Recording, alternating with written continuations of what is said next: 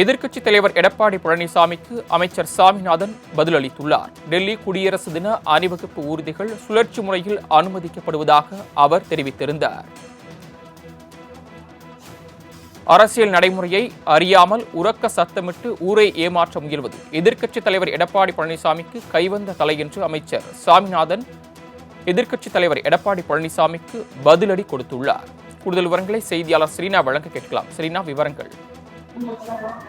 டெல்லியில் வரும் 2025ஆம் ஆண்டு நடைபெறும் குடியரசு தின விழாவில் தமிழ்நாடு அரசு சார்பில் அலங்கார ஊர்திக்கான அனுமதி மறுப்பு என்று எதிர்க்கட்சித் தலைவர் எடப்பாடி பழனிசாமி இன்று அரைவேக்காடுத்தனமாக பிதற்றி வருவதாகவும் இது தொடர்பாக அறிக்கை ஒன்றை வெளியிட்டிருப்பது தொடர்பாக அமைச்சர் சுவாமிநாதன் விளக்கம் அளித்திருக்கிறார். அரசியல் நடைமுறையை அறிந்து கொள்ளாமல் உரக்க சத்தமிட்டு ஊரை ஏமாற்ற முயல்வது என்பது எதிர்க்கட்சி தலைவருக்கு கைவந்த கலை என்றும் புதுடெல்லியில் குடியரசு தின விழா அணிவகுப்பு ஊர்தியை சுழற்சி முறையில் தான் அனுமதிக்கப்படுகிறது என்று 2023-2024ஆம் ஆண்டிற்கான அந்த விழாவில் பங்கேற்று தமிழ்நாடு அரசின் ஊர்திகள் இனி 2026ஆம் ஆண்டிற்காக தான் பங்கேற்க முடியும் என்றும் மத்திய அரசு நடைமுறை இது என்று குறிப்பிட்டிருக்கிறார். இதனை அறிந்து கொள்ளாமல் அரைவேக்கடுத்தனமாக தொடர்ச்சியாக இது தொடர்பாக கருத்துக்களை வெளியிட்டு வருவதாக எடப்பாடி பழனிசாமிக்கு விளக்கம் அளித்திருக்கிறார்.